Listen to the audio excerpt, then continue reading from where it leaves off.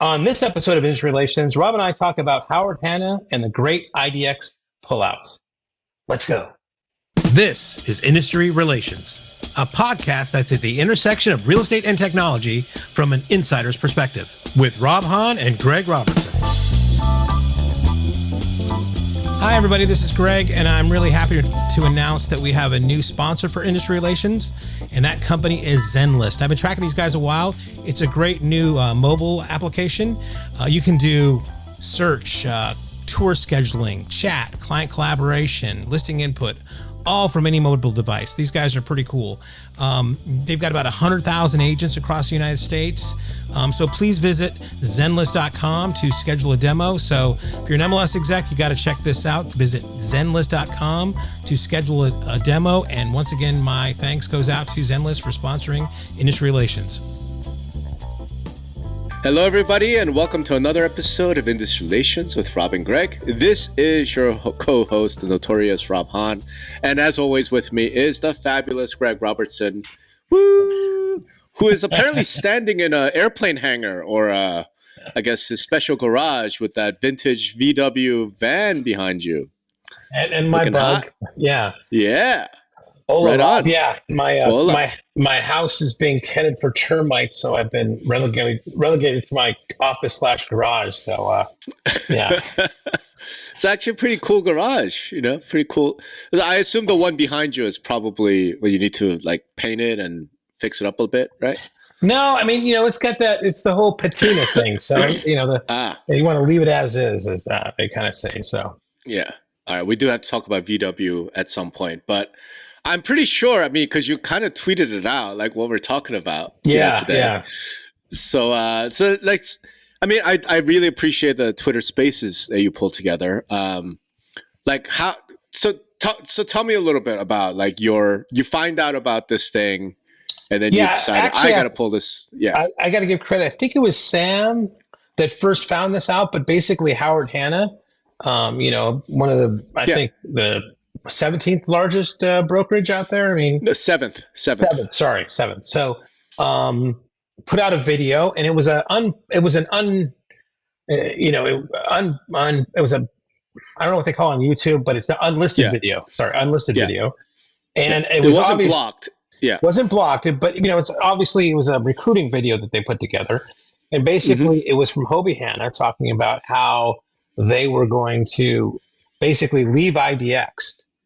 And he was kind of a little bit nebulous on the reasons why, but one of them was failed sales from unqualified broker agents or agents, but also just basically kind of I think just kind of mix things up a bit, right, from their standpoint.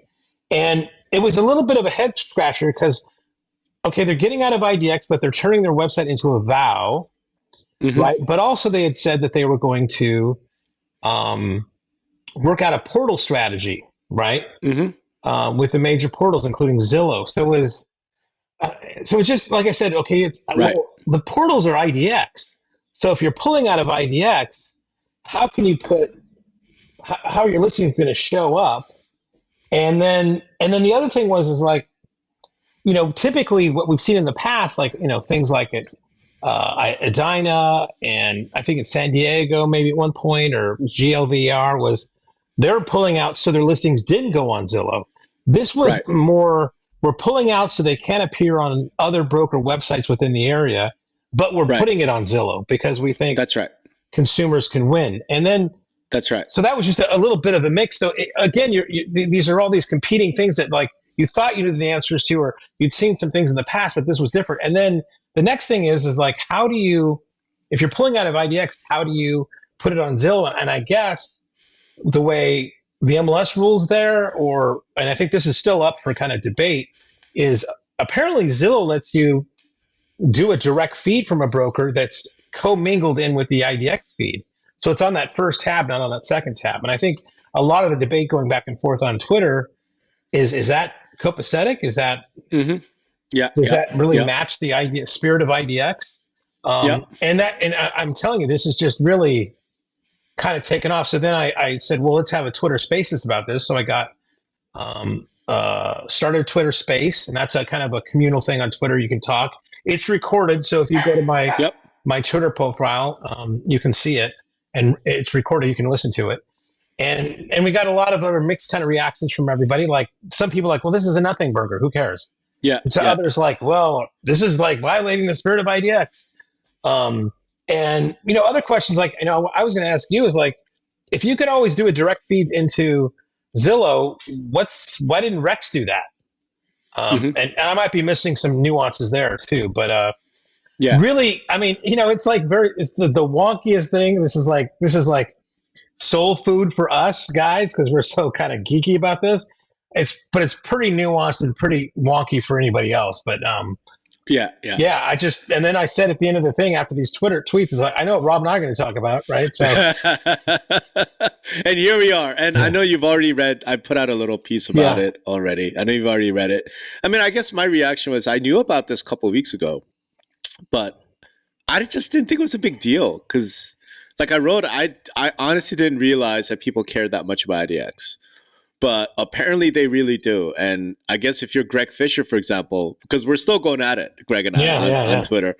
And he's like, I'm like, okay, dude, I guess. I mean, I just didn't think it was. Greg Fisher from Weston, Maine, a great Twitter follower. Yeah. So if you're on Twitter, you should follow him for sure. Yeah. And he's really savvy. He's really smart. We just kind of went back and forth a little bit. And I guess the reason why I didn't think it was that big a deal is I didn't realize that brokers and agents still cared about IDX websites. Come on, Rob, come on. No, hear me out. Because honestly, dude, it's been years since I've heard some broker, some agent talk about how they're generating all this business off of IDX. Well, let's stop right there real quick, because one of the things that I did mention that was people were talking about, and I think this was Sean on Twitter, that there's a lot of vendors that have products, right, that use the IDX feed on their website to generate leads. And if you're like Boomtown, I'm not sure exactly the vendors that have those kind of things, but I know Curator famously, they have a really great lead generation platform that uses those feeds. Well, if that's gone away in that market, that might render those tools useless. So if this catches on and then there's vendors that have products that are based upon driving traffic to their site and seeing all the listings, again, pandemonium. Yeah, I guess. I mean, it really depends on, I suppose, how things are. I think one of the challenges is IDX was intended for one very specific purpose, but then as it became more popular, it sort of became the default data feed. Right.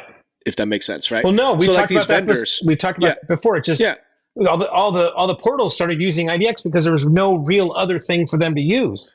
Right. Well, but here's what I mean specifically. Like these CRM vendors, I know one of the uses behind why they want MLS data is, let's say I'm doing a CRM. I have a client, right? And okay, let's leave the internet out of it, right?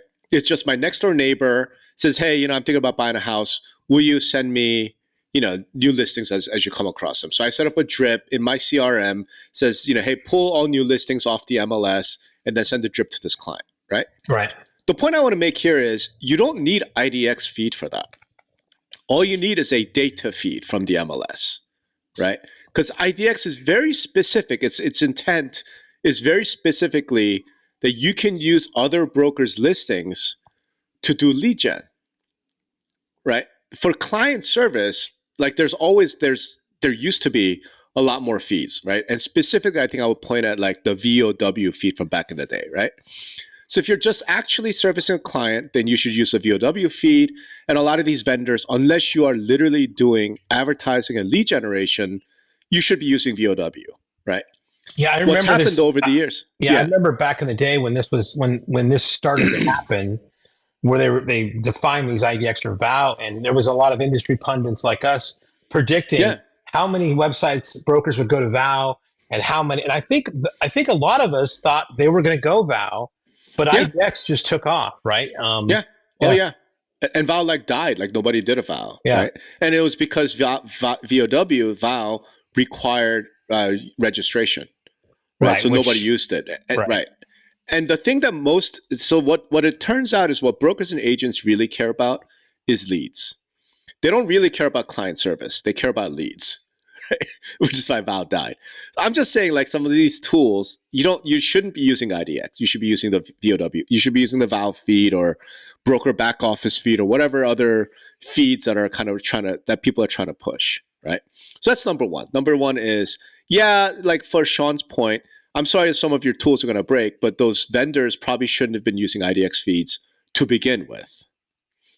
Right. Okay. All right. No, and here's why. Because IDX, because of its special nature, comes with all sorts of strings attached. It comes with all sorts of rules and all sorts of prohibitions and all sorts of but problems. if you're going to display listings publicly, there's nothing else you can use right now. Right. That's correct. So it's not like that's correct. You should have used something else. There is nothing else, right? So no. What I mean is, yeah, if your goal was to display listings publicly, then you have to use IDX. Yes. But if you wanted to just use a tool, some vendor who's going to do, whatever, CRM, drip emails for your existing clients. In a lead generation scenario, correct. You're drawing them to the website to see listings to generate leads. So there's no other way to do that other than IDX. Right? Correct. Okay. So I mean So let's just take that over here for the second, right? And the second part, like I said, the reason why I didn't think people cared was, dude, I'm telling you, in the last few years, I've run into a number of agents, a number of brokers, and I put one of them up on my post. They don't have IDX search on their websites. They're just like, it's about me. If you want to search for properties, go to Zillow, go to Redfin, I'll like do that. I'm not going to pay for it. I'm not going to bother with jump through all these hoops for IDX because it doesn't get me anything. Right. And a lot of brokers I know, like they have IDX because it's sort of like they have to, and the website vendor just kind of gave them one for free. But nobody's sitting there saying, hey, I'm generating all this leads and all these business off my website. Like it just wasn't a conversation I've been part of in the last few years. Right. Back in 2012, absolutely. Everything was about IDX. Now I just felt like it had gone away. I think specialty houses like Curator has had, and that's a very, those are really high-end agents and teams using that, but they are doing really well with that, right? But these are, I would agree with you, these are few and far between that actually can effectively market their websites and get traffic, right? And I think essentially that's what Howard Hanna is saying right now. They're saying this is dead. Zillow's won, the portal's won. How can we? What is an effective strategy that we can maximize our presence locally, but still, from a national level, still advertise right now? Yeah. Let me ask you a question. You may know the answer, or not know the answer. When I give as a broker, when I give a direct feed to Zillow, I'm assuming that they can still go in that same path where, if somebody clicks on it, then whatever premier agent bidded the most gets to answer the question. It's not a euro. That's kind of odd because, one of the things, there was a follow-up post to his video, and she was seeming to say that one of the big reasons for opting out of IDX is because they looked at their deal flow, and a lot of deal flow didn't get closed because the other agent was lame, right? Or was inexperienced, and they realized that the listing agent, they're saying the listing agent is the best person to get the job done, right? Which sounds familiar if you're thinking about Homes.com and CoStar, but even before that, who was that guy in San Diego, right? The verified listing agent. Who was that guy? He pulled out a Zillow. And then but it seems contrary, because if they're putting it on Zillow and those same brokers or agents can get access to the listing, I mean, it's just a bizarro kind of world there. I don't know. Yeah. I mean, I tend to look at that as it sounds like a cover story. You know what I mean? Like, so again, I don't know. I haven't talked to Howard Hanna. I'm not privy to any insider knowledge or anything, right? I think it just was down to they looked at how much money they're spending on their website, right? Because Howard Hanna is a big company. I'm sure their website is not cheap, Right. And they looked at it and said, okay, what kind of ROI are we getting? And they're like, this is bullshit. Like, why are we doing this? So let's stop doing that. And so, well, if we're not trying to generate leads off of our website, why are we giving whatever, I think they're like 18, 19, 20% market share. Why are we giving that to these random buyer agents? I mean, I think that's what it was, right? So they said, let's just, if you're not in the website business, if you're not in the online lead generation business, using other people's listings, then there's no reason to participate in IDX, right? So you pull out of IDX. The only question then becomes, okay, well, we still want our listings to appear on the portals. Well, how do we do that? Do a direct feed. Okay, so two things there, right? So the other thing I think you're leaving out is this news first appeared and surfaced in this video and some posts that were basically recruiting videos, recruiting things. So they were trying to also use this strategy. Maybe they thought, well, this is a differentiation for our brokerage. So the first messages going out there were directed to, including that video, was directed to recruitment, to recruit other agents into the mix, right? So that's right. I think that there's that there. But what I've said and some others, and again, this was really before knowing that they were also doing a direct feed to Zillow, is that the reason why other kind of things have failed, like the one in San Diego, is that they didn't want to send it to Zillow. So in a listing presentation, a competitor to Howard Hanna in that case could go, well, if you list with Howard Hanna, it's not going on Zillow. If you list with me, and I think sellers would go, not going on Zillow, that's insane. That's right. Right. Now it's a little bit more nuanced. But I still think the same argument could be made, the same pitch. I don't think it's nuanced at all. I think it's really straightforward. List with me, I'm going to put it on Zillow. The other guy says, I'm going to put it on 400 websites. Yeah, 400 websites don't matter. Yeah, but I mean, in this case, they're going to say, we're going to list it on Zillow. But if I'm countering if I'm another agent competing against Howard Hanna, I'm going to go, yeah, no, Howard Hanna is a great brokerage. I can understand why you're meeting with them as well. But they're limiting your marketing with your listing, right? They think that only certain websites are worth putting it on. I'm going to put it on as many websites as possible. So just know, if you're listing with Howard Hanna, they're not going to maximize the exposure of your listing where I am, right? So I think that's still, the minute that, and agents, they're going to they don't know the nuances like everybody else does. They're going to exaggerate and do whatever. And I think the first big producer, top producer in Howard Hanna that loses a listing because of this FUD factor that the other agents are going to spread, and there's a lot of meat there to kind of to do things, could be a problem. I don't think it's that big a problem, because I think it would be really easy for Howard Hanna to counter that, right? I mean, in fact, let's put it this way. If I'm Howard Hanna, this is what I do. I literally run out tomorrow and I set up an IDX website. Okay. That's something like boobs and houses. Okay. And it'll be some porn website with IDX listings, right? And it'll look really ugly. It'll look really nasty. And then I do a printout. Hey, do you want your house to end up on this website? Right. Because, IDX, these 400 other websites, it's all bullshit. It's all crappy. It's not that hard to counter that, right? I don't know, man. I think fear is a powerful message. And if the competing agent can put fear into the seller that I agree. Listed with Howard Hanna, they're not going to get the maximum exposure. All it takes is that little bit of fear to win a listing. Sure, but I'm saying the fear could go the other way too. You give it to whoever, Coldwell Banker, and they're going to put your house onto boobsandhouses.com and look at this totally horrible agent website, with whatever snaggletooth, realtor headshot, and this is what it's going to be with like flashing lights, like the internet circa 1999. I mean, yeah, but what would they say? Bad publicity, any publicity is good publicity, right? I mean, do you think so? I mean, it's so? a cliche. All right, it's a cliche. Let's test it. Let's set up whitepowerhouses.com. Yeah, but that's... And then put people's listings on it. But that's, again, you're doing your kind of extreme thing here. I know. My point, I get you. And this is not that important, because the way I look at it is, it doesn't matter what broker agent website. This is a conversation that Greg Fisher and I are getting into today. I'm saying it doesn't matter. Like, you could claim whatever the fuck you want. The war is over. The portals have won. Broker and agent websites don't matter. So who gives a shit? No, I agree with you there. I agree that Yeah. this is basically tantamount. It was used to be Zillow. They're bad. Don't send anything to Zillow, Yeah. or Realtor, or wherever else.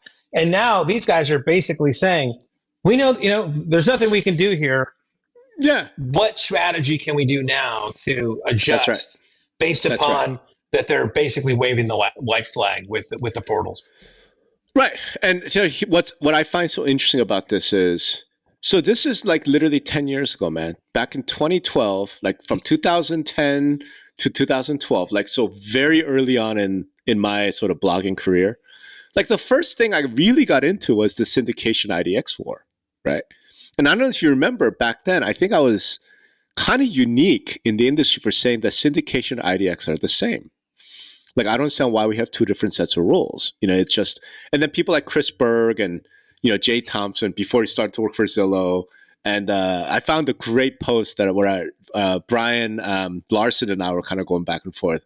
And here I'm like, literally, Brian Larson is literally the father of IDX, right? Because it was his MLS. I think it was like regional MLS of Minnesota. Which is North Star, Yeah, I mean, he literally came up with it, broker reciprocity is what he called it initially. So I'm like, and we're going back and forth. My take then, as remains now, is look, it's just data, right? It's just sending listing data to people. Now, the special thing is that IDX is not your data; it's using somebody else's data. Your data, right? and so it's both, yeah. Correct, right? Well, so.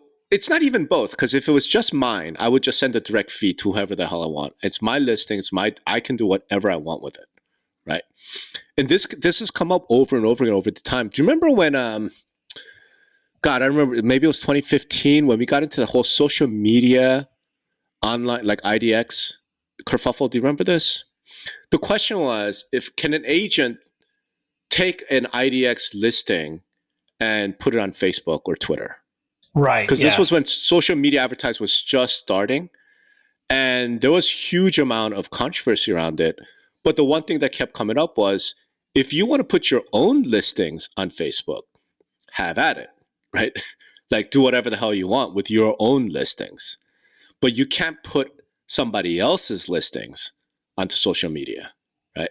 So that's, I mean, so it'd that's be where we're at. paramount to, like, sending postcards out with somebody else's listing, right? Right. Yeah. Right. And that was the argument that was made. Now, if it's your own listing, do whatever you want. You want to send it to Zillow, have at it. Right? Okay. So let's pick apart a little bit, or yeah.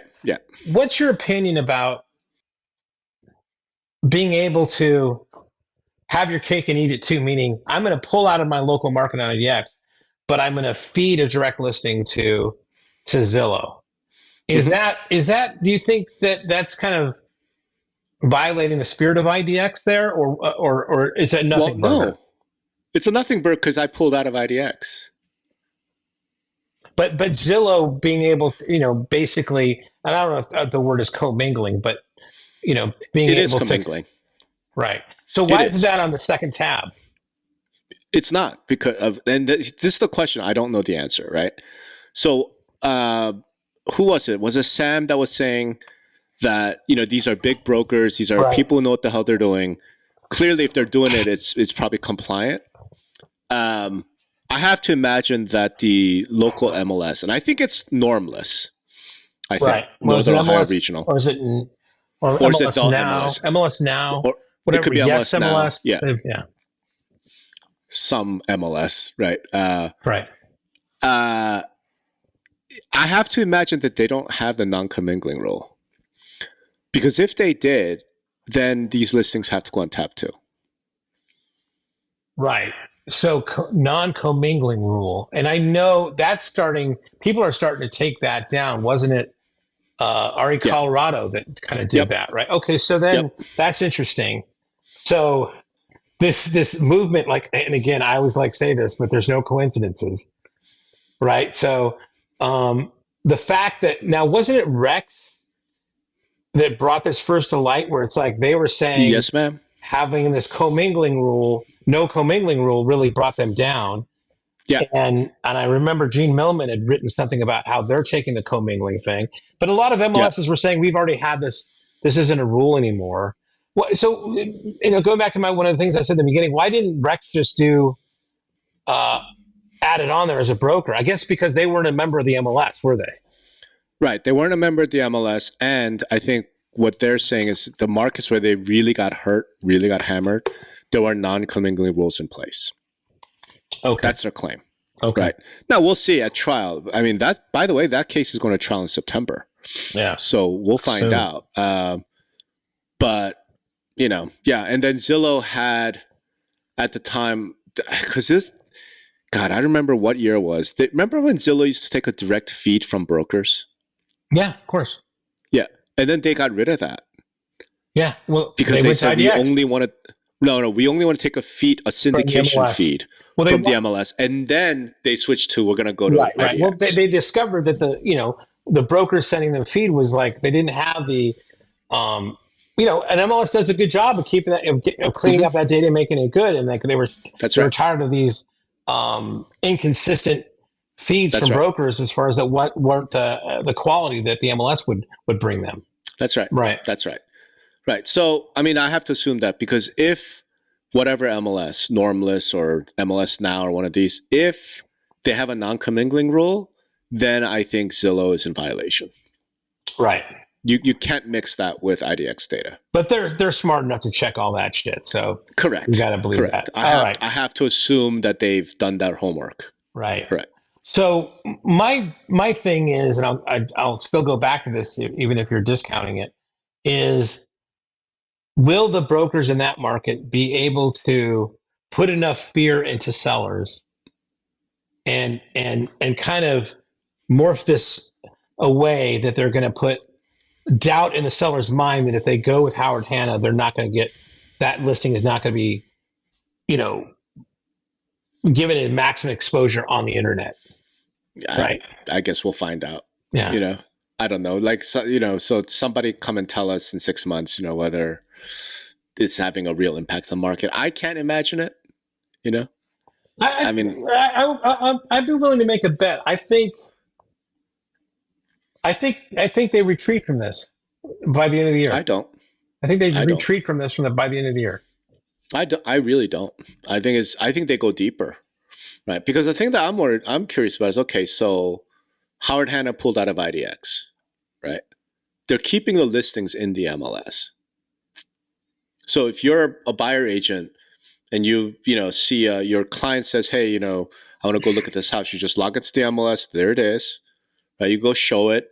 You get cooperation compensation, like everything else goes the same way. The only thing you can't do is put that listing on your website. Yeah, but again, I get all that, okay? But right? Okay. Okay, go ahead. Like you pointed out, when you found out about this was because Howard Hanna put together a video, a recruiting video, whose essential message, something along the lines of, join us because we're going to protect your data better. Right? Yeah. Right. Okay. A few years ago, Howard Hanna had, I think they called it First Look. They had this before Clear Cooperation Policy. They had a coming soon exclusive listings program. Right. And then Clear Cooperation Policy happened and then everyone sort of scrambled a bit and, sort of pulled away from it. Most recently, man, I saw Compass come back out with private exclusives and it looks really well done. Like clean, it's very compliant. CCP has a giant loophole. I'm like, if I'm Howard Hanna, fuck IDX, I do that. I go private exclusive. Now it's not even in the MLS. Now you can go recruit like a motherfucker, right? So I actually think it's the other way around. Yeah, I mean, again, I think all that aside, what I think this hinges on is their competitors' ability to strike fear into sellers' hearts. And that's, okay. You argue all the tech stuff, all the implementation stuff. It's still available on the MLS and it's on Zillow, blah, blah, blah. But this is going to give them a opening to write some script that they're going to just, make the perfect thing to say at a listing presentation that's going to give sellers a little bit of doubt and a little bit of worry that Howard Hanna is not going to be putting it out there. And I think when they start losing a couple big listings and some of their top producers start complaining that that's happening, no matter all the arguments you're making, that's what really matters, right? When their top producers saying, I'm losing listings because of this. Yeah. Yeah, you're right. If that happens, then yeah, I just don't think that's going to happen. That's all. Right. In fact, I think it's going to be the opposite. I think they look at this and say, okay, this is having some sort of positive impact, right? In other words, the specific group of people that this will hurt are I don't even know what to call it, but I wrote about one of these in one of my posts back in 2012. I went to a dinner like before one of the Inmans, and I met this guy who was a broker, right? But really, I think he had gone and bought like 1,000 website URLs. Mm-hmm. And he was just doing this like IDX farm on the internet, right? And all he was doing was just generating inquiries, and he would just refer every single one out. He didn't actually practice real estate. He just practiced real estate lead gen. That's right? Zillow, but with only one site. Correct. I think basically Howard Hanna wants to put a hurting on those people. Right. And it does feel like they probably could, right? Because if it's just coming from Zillow, let's put it this way, at a minimum, Howard Hanna is not in the position of having to pay some referral fee to some guy, right? Only the Howard Hanna premier agents who have signed up with Zillow pay the premier agent referral fee. So we'll see. I think actually it'll end up being pretty positive for Howard Hanna. And now that Howard Hanna has done this, the other thing to keep in mind is, and I assume they're the largest in that area, right? Northeast Ohio somewhere. Okay, if you're the number 2 brokerage, what do you do? Yeah, I mean, again, I think you write a great script at a listing presentation to strike fear in the hearts of sellers of listing with Howard Hanna. That's what I think you do. Really? Yeah, I think it's an opportunity. I mean, you really think that plays? Fear is powerful, man. I mean, fear in marketing is one of the most powerful things out there. And if you give them somebody an inch, they're going to take a mile, right? I don't think it plays, bro. Well, I mean, that's the argument. I mean, that's the thing here, right? No, I'll give you a specific example why I think that. Do you remember a few years ago when Realtor.com made this huge push about data accuracy? Because Zillow at the time wasn't IDX, it was syndication. They did a study and they said, only like 70% of the data in Zillow is accurate. If you want accurate information, you need to come to Realtor.com. Do you remember that big advertising push? I remember something like that, yeah. Yeah. It went absolutely nowhere. It went nowhere. It turns out consumers don't give a shit. You know what I mean? And again, that's a mass market, 30-second commercial on television. Okay. Now counter that with like, you've invited me into your home. I've got I've got a cloud CMA with me with another brokerage. It's not Howard Hanna. And I'm right there 3 feet away from you. And I'm telling you, you want to risk not getting the most, your exposure of your listing of your house to the maximum number of people also. That's crazy. I mean, you're taking a big risk there. Okay. I just don't think it's gonna matter. Right.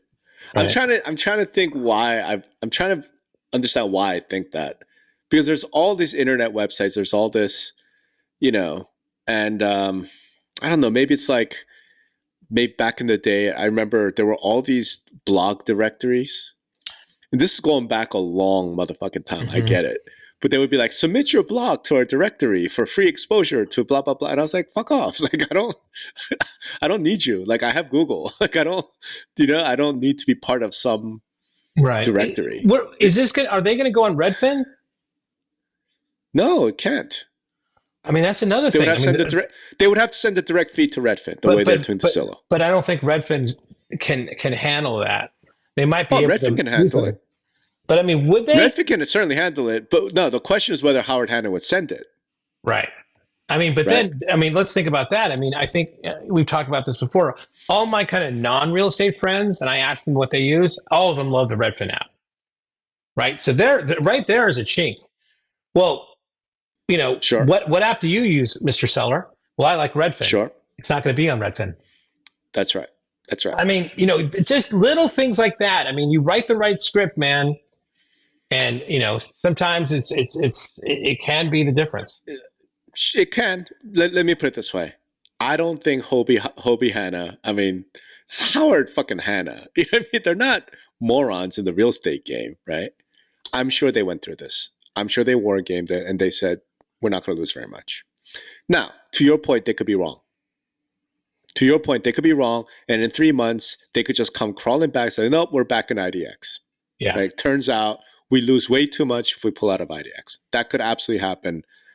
I don't think it will. And I guess if it does or it doesn't, it sort of doesn't matter. Right? Like to me, I'm like, okay, IDX. Again, to me, if I were launching a brokerage today, I wouldn't bother with IDX.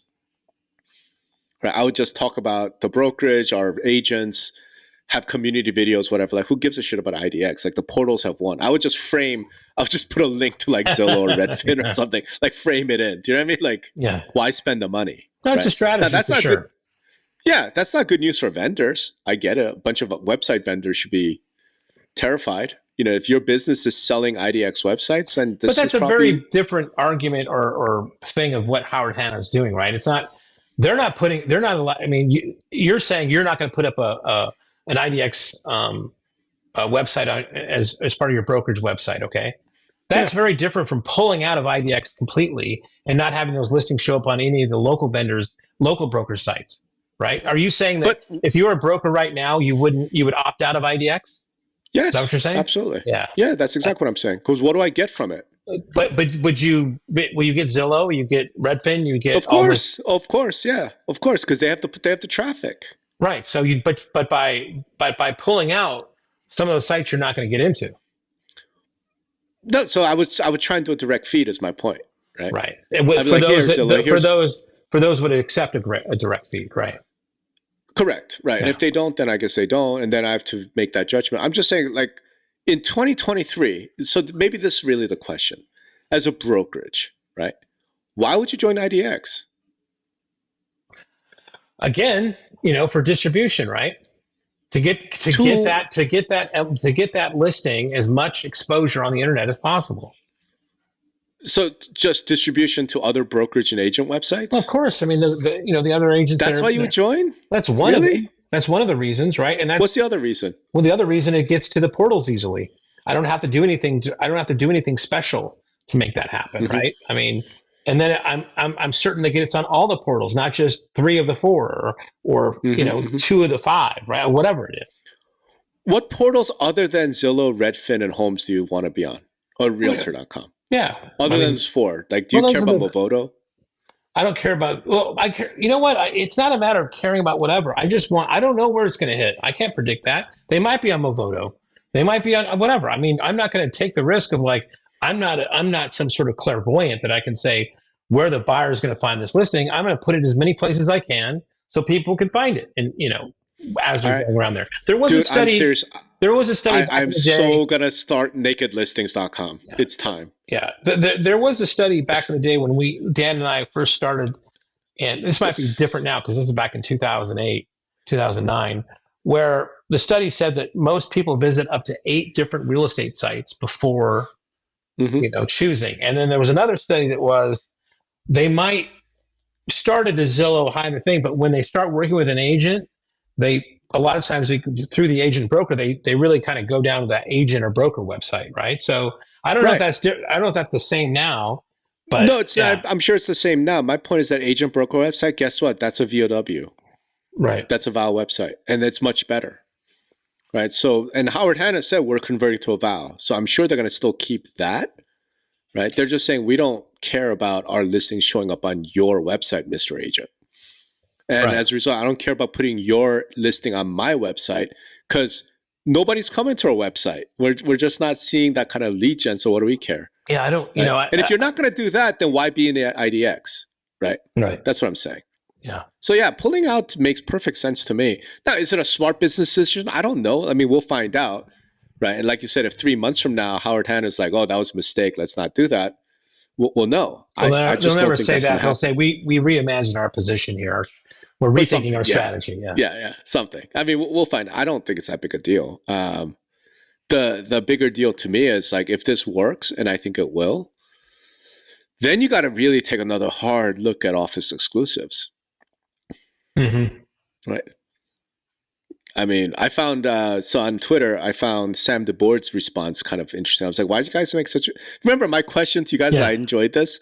I was just curious why y'all made such a big deal out of this instead of, and nobody said nothing about Compass private exclusives. No, it was more the commingling of a direct feed with IDX was, I think, on Zillow was right. And I think what Sam said, well, because that's well known, there's like clear guidelines, but this one is all new and nobody really knows. But okay, that's cool. Like if that's what it is, I think the guidelines are very straightforward. This is just my take on it. Very, very straightforward right now today. If your MLS is non-commingling rules, you cannot send a direct feed to anybody, right? And have it appear next to their regular property search. Okay. If your MLS does not have non-commingling rules, then you could send a direct feed to whoever and they could put it wherever the fuck they want. Right.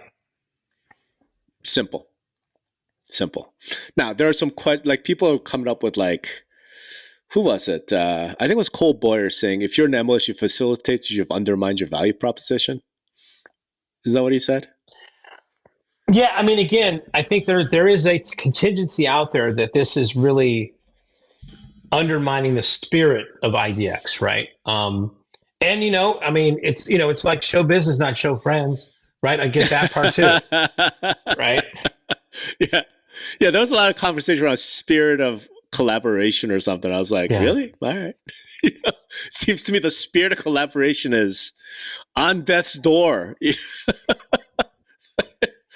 I mean, what else do we call Office exclusives, right? Right. Well, I mean, again, that's somewhat not a new thing, but it's been getting more attention because of, the clear cooperation policy, right? So, but here's the thing we're forgetting. Before clear cooperation policy was passed, and I would say this was like 2015, 2016, I remember the first time I really heard about this, I think was in Inman, San Francisco, back when it was held in San Francisco, right? And I think it was Jim from MLS Listing getting on stage and saying 40% of the transactions in his system are off MLS. Do you remember this? That was a way. Was it that? It might have been that why, but it wasn't 40%, was it? It was 40%. He said 40%, and I freaked out. I remember that number because it was 40%. I was like, dude, and that's why NAR did clear cooperation policy. Yeah. Right. It's like, okay, well, it's taken some time to adjust, but it seems to me that brokers have adjusted. And let's put it this way: if I were advising a large broker, I'd be like, you should absolutely be doing Office exclusives. It befuddles my mind why EXP is not doing it. Right. Well, they don't really have a destination site that's really that people could kind of go to, right? I mean, sure. Yeah, I mean that branding isn't. I mean, you need that a bit before, like a Keller Williams or an EXP. Yeah, a little bit. But I mean, it's not like EXP don't got money. They could go. It's not that expensive to set up a real estate website. Well, depends on what your definition of expensive is. Well, granted, being in the business a little bit, everything's expensive to everybody out there now. Yeah, so I guess we'll see, but that's why I don't know, man. Like, are we even asking the right questions? I think here. So let me ask you a question. This is why I think you, Greg, Cole, everybody, I think this is why it bothered y'all so much. Right? So this is just my theory. You tell me if I'm anywhere close. Right. Okay. I think y'all saw this as almost like a scab, right? In other words, the MLS, the brokers, the real estate community is like a union. And Howard Hanna doing this is almost like breaking a strike. You're like a scab. You're leaving the flock. Is there any truth to that? Because that's where I get the spirit of IDX and the culture of real estate. Like, that's what people are really worried about. Right. Okay. So I'll be honest with you, right? When I first saw this, my first thought was like, hey, we've seen this story before. If you don't if they're saying you're not going to put your listings on Zillow, you're done.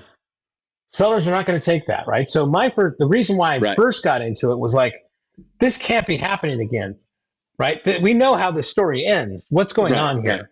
Right. And then getting into it a little bit, rereading it, rewatching it, having discussion, realize, okay, well, no, this is something completely different. So I will say for me, I don't think it's that at all. I think to me, being a guy that has been in this industry a while and really have outed vendors for doing it incorrectly. So, and I love that game of like the maze of like, well, if you do this, you can do this, but oh no, that's a bad way. Yeah. But if you do it this way, you can. So to me, I got caught up in the nuance and the game of, can you do this? And that's really where it came down to, is like, I've never heard of a direct feed with IDX on Zillow. I mean, it's just, there's three things there that are like, what? It's almost like when Zillow bought Showing Time.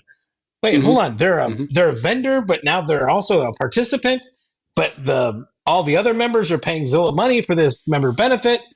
It's I don't know what to call.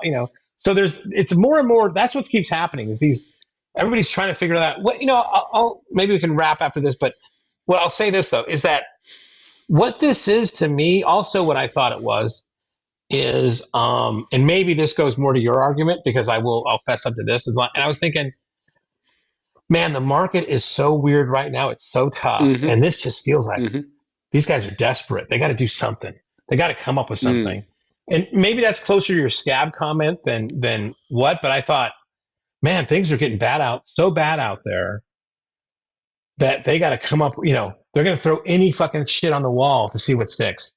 And this just, again, now, getting into it, I see there's a lot more nuance to it, but that first initial gut reaction was like, oh man, things are so bad. These guys are going back to these failed strategies or trying to modify a failed strategy to make it work this time. Right. So I guess I didn't get that vibe at all, because I think I would have gotten the same feeling if we were in, say, 2010, right? When the market was really shit, but remember, it was very much a buyer's market. Now I'm like, if you have a listing, dude, you got like gold. You got plutonium. Like, in fact, here's the thing. If you have a listing, if you have a listing today, you could hide it. I bet forget IDX, I bet Howard Hanna could like put it in a secret envelope and shove it under a rock. Buyers will come find it. Do you know what I mean? Like, we're in that environment. So why would you do, it doesn't make sense to be doing this particular move because you're in trouble. I don't get that vibe. Right. Now, if maybe though, to your point, it could be listings are gold, but buyers who qualify are also gold. Maybe there's something to that. So Howard Hanna wants to get more of the buyer. Don't know. Like I said in my post, to me, this was pretty straightforward. I bet Howard Hanna's internet team, things are bad. So let's start there. Yeah. From what I heard, brokerage revenues are down like 40% year over year. That's what I heard. Right. So I bet Howard Hanna's looking at their numbers like, holy shit, we got to cut some costs. Where can we cut costs? Hey, marketing spend. What, how we doing? Right. And they ran numbers on their website. They're like, is this all we're getting? Yeah. But what does it cost to host a website like that? It's not like, oh, dude, corporate website could be a couple million bucks a year. You just told me what's EXP? Putting up a real estate website is setting nothing. one up. Yeah. It's nothing for EXP. I'm just. Okay, you're just right. You got me. Okay, you got me. I'm just saying, like, they probably looked at the numbers and said, this doesn't make sense. Let's just drop it, right? And I said, well, if we drop it, in other words, if we're not going to focus on our own howardhanna.com lead gen, why are we in IDX, right? And because they have such a dominant market share, they're like, it hurts us less than it hurts our competitors. Let's go hurt them. I mean, I think that's all it was, right? It's like, oh, we got to keep Zillow, so let's send the direct feed to Zillow. Yeah, I mean, what makes me think, I mean, I have my own thoughts on this, but I mean, through the years, these guys I think the people at Howard Hanna have been innovators, and they have successfully adopted technology. So I don't take it, casually, that they made this decision. There's probably a lot of thought into it. I mean, I just know, I just go all the way back to this fear argument, right? So, and we'll see what happens. I think it's interesting. And you know what? It's great because they've given people like us stuff to talk about. So that's a good thing. Now, so I know you wanted to wrap, but let me ask you, it's like, Yeah. we didn't talk about my main point behind my article, right? Which was, so I'll just ask you, in your opinion, the general theme was master and servant, right? Right. Who is the master? Who is the servant? Right. I think if you talk to, say, Art Carter, he would be like, the broker is the master. We, the MLS, are mere servants. All we do is just carry out the broker's will. Right. Right. But then you have a lot of the sort of general industry feeling, which is, well, actually, no, the MLS is the master who gets to tell the broker what they are and are not allowed to do. Right. And there is a big subtext of that. Where do you stand on that? Who's the master? Who's the servant? To me, there's a saying in business and in sales: nothing ever happens till something gets sold, right? And you have to have product to sell. I mean, if without the product, there's no MLS, right? Somebody has to get a listing in order for the MLS to have any value. So I think if you go back down to that kind of first principles thing, the MLS is supposed to be managing data. If there's no data to manage, right. So I would have to say it's the broker. Right.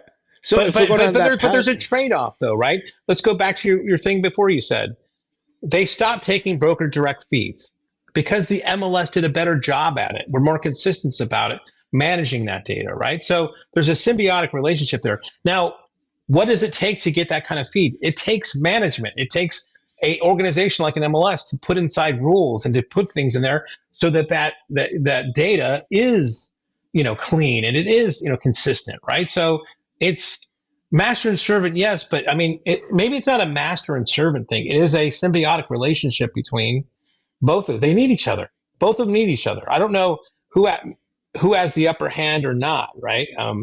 But clearly, neither can exist without. Well, I won't say that because we're going through a whole argument of whether brokers. There's cases coming up that are saying that a big function of the MLS, the compensation could go away, and will the MLS matter after that? But I mean, yeah. Yeah, but like I said, man, I've spent 12 years of my life consulting with MLS, and I do feel like, at least inside the boards of directors of a lot of MLSs, they do have this feeling that they control the brokerages. And they do talk in terms of, well, I don't know if that broker's allowed to do that. I don't know if we're going to permit that sort of use. And I'm like, who the fuck is you? Right. So to me, the Howard Hanna thing is most interesting if we think of it as, this should get all of us thinking, who is the master here, right? Who is the servant? Who's the master? And again, I think the enlightened MLS CEOs would say, we're just servants. We just exist to help the brokers. Okay, if the brokers, I want to send a direct feed to Redfin, I want to send the direct feed to Joe Bob. Let me see what I can do for you. I mean, that should be the only answer, right? You're not allowed to do that. Like, what? It's just one of those things. And I think that is really where things are kind of to get interesting. We'll see if this spreads. And right now, as far as I know, and I think the numbers were in the Rex v. Zillow lawsuit, I think it said that 70% of MLSs have non-commingling rules. So 30% don't, right? I think this was in their briefs. Well, if that's a numbers game, I mean, if you're talking about specific MLSs, like if there's 100 MLSs and 30 don't, well, right. 30 MLSs control about 1.5 or 1.2 million listings. So correct, right? It might, it's a moot point in that. Correct. Depends on how you look at the numbers, right? Yeah. Correct. But I think the way it was suggested was like 30% of the market has non-commingling, 70% does. I think the way you want to find out is like what percentage of listings are attached to non-commingling rules. Sure. Yeah, and we both don't know what that 70 or 30 means. Right. Yeah. Sure. All right. All I'm saying is like it would be interesting to see if after Howard Hanna, because look, everyone's watching this, right? Like if I'm EXP, if I'm Realogy, if I'm, Compass, I'm watching what Howard Hanna did. Yeah. I don't know if everybody's watching it. I mean, I think they're watching it. Well, I don't see it on M&N News. I don't see it on Real Estate News. I don't see it on some of the mainstream media of real estate. Yeah, I think you underestimate. I can't believe I just said that. I think you underestimate your reach, right? Yeah. Well, I certainly think on Twitter, it's a big thing for sure. Yeah. yeah, but Twitter's like this big. I'm just saying, like, I think the other brokers are going to look at this and say, why aren't we doing that? Yeah. And it would be interesting to see how many MLS start dropping the non-commingling rule. Right. Because you drop that and then we're off to the races. Yeah. Right? And then we'll have a separate set of problems to deal with, which is the whole like partial IDX thing, the bilateral agreements that I've been talking about for about 10 years. Yeah. So, you know, like, again, right now, I think people don't really care that much because it's just Howard Hanna. And I don't care how big you are in whatever market, you probably have 20%, 25% of of the listing market share. What happens if it's like the top 5 brokers get together and set up bilateral IDX outside the MLS? Right, send direct feeds to one another. So say that again. Bilateral IDX. Yeah. Did you just create that phrase right No, now? man, I've been talking about that for 10 years. Like, seriously, if Howard Hanna went to Compass and said, hey, well, I'll send you my listings, you send me yours. Right? Outside the MLS. We're neither of us are in IDX, right? And then they go talk to Realogy and say, hey, Realogy, do you want in on this game? Right? And then there's some interesting questions as to what happens then. Now that's a cartel. That's what that's what that is. Is the MLS not a cartel then? Well, everybody, it's all of us. You know, you have to go in with I'm showing yours, you're showing mine, right? It's not like selected people getting in. Agreed. But you know, the Department of Justice thinks the MLS is a cartel, so it's kind of interesting to see. Yeah. So that will be the next phase of this. But yeah, I mean, I'm glad we had something to talk about. Like, I wish there was something more. I think there was something more interesting than this. The amazing part is it's always like we're on opposite sides of it again, right? So it's just yeah. Although our last podcast we had a little shouting matches at the end, so it's not as a we did. I know. Have we heard anything from anybody about that? I think Mommy and Daddy are fighting. I think we're live today. So. Mm-hmm. So yeah, man, we'll see. We shall see if anything else develops. You know, aren't there like CMLS webinars like every week or something? Every month they have an MLS Matters. I think it's every month. Okay. Yeah.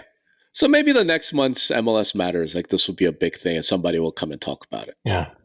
And you could attend and tell me what they talk about. All right. Okay.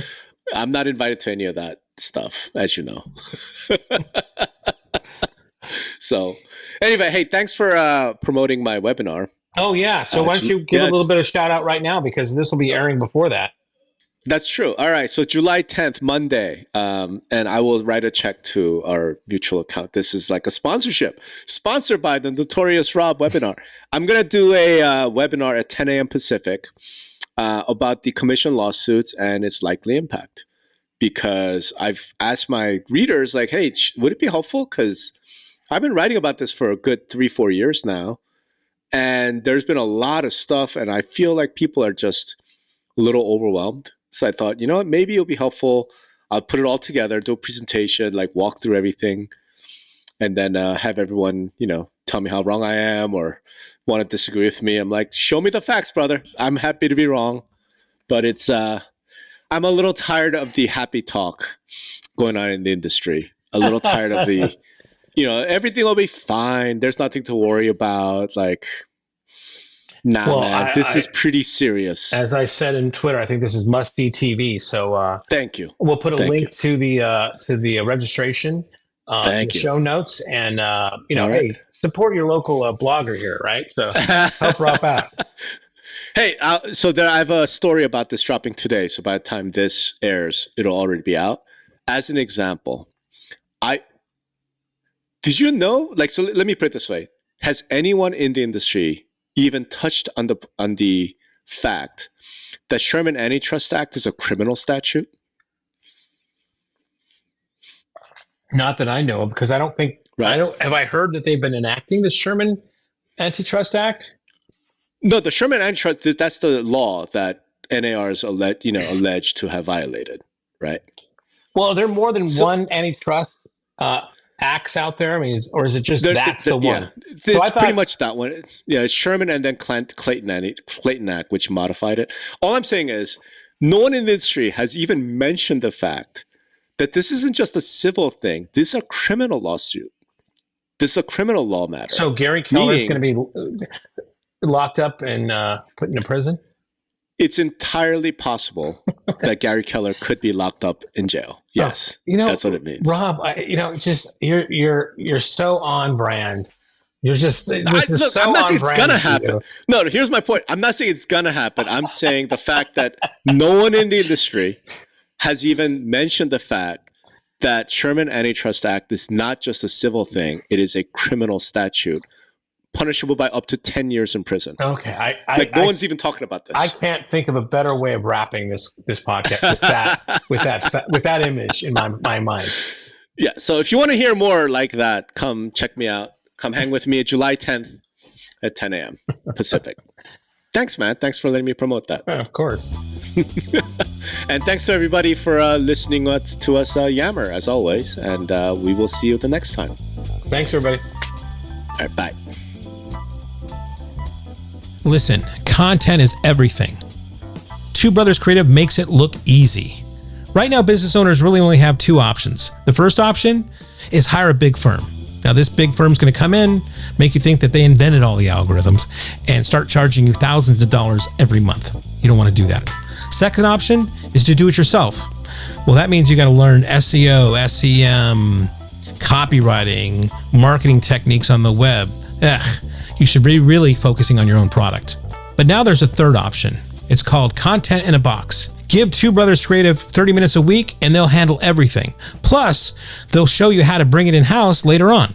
They'll rebuild your marketing foundation and give you tools and techniques and a new marketing playbook that'll actually produce real results and help you grow your business.